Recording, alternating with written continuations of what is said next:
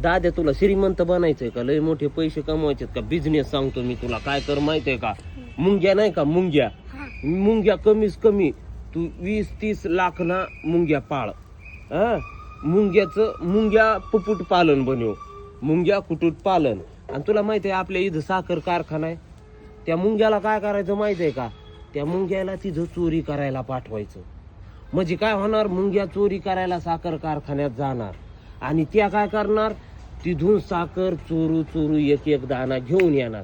आता 30-40 लाख मुंग्या तुझ्याकडे, त्या दर दिवस त्या 30-40 लाख दाणे आणणार साखराचे तिथून. तुला माहितीये त्या साखरेचे दाणे आणले की तू ते पोत्यात भरायचे, पोत्यात भरून तू ती साखर विकायला न्यायची.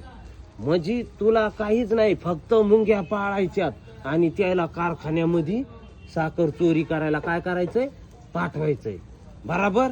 मग तू करोडपती. तुझी साखर कुठं, अख्ख्या महाराष्ट्रात, बाहेर देशामध्ये, London, Paris, Switzerland, England, America, इकडचं तिकडचं कुठं पण जाणार. माहितीये का तुला. हे पाय तुला फोन पण आलाय, दाद्याला फोन पण येतोय. बोल म्हणा आम्हाला मुंग्या पाहिजेत 20-30 कोटी. बोल. हा बोल, मुंग्या द्या म्हणा.